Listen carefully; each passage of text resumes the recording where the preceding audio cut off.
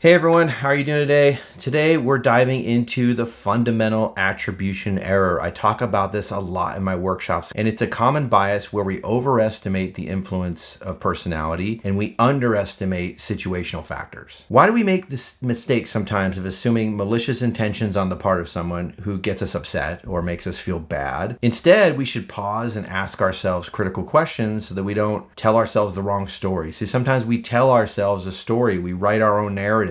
And sometimes we can be an unreliable narrator. So we sometimes attribute others' actions and behaviors to their character, and we attribute our own actions to external factors. So if I make a mistake, if I'm late to an appointment, I blame it on external factors. Well, I didn't get enough sleep last night, which means I had to hit the snooze button too many times this morning, or there was a lot of traffic on the way to work, and that's why I'm late. Whereas if someone else is late, if a colleague's late, I might think they're lazy. I might think they just don't care, or just inconsiderate people. This happens more than you would think. And you might be falling into this trap more than you think. I know I do. And so I want to give you some tips on how to kind of avoid the situation. The first step is pause. I always say the tactical pause, right? Pause and consider other factors. Before you jump to a conclusion about someone's behavior, ask yourself what external factors might be influencing their actions. So instead of assuming they're lazy or they just don't care, maybe they had a lot going on, or maybe there's something going on at home that's impacting their work performance. The second thing is try to ask questions instead of making assumptions. And I know my initial thought is to make an assumption, right? My initial thought is to judge. And I have to stop myself and instead try to be curious. So engage that curiosity rather than judgment, and asking a simple question like, is everything okay?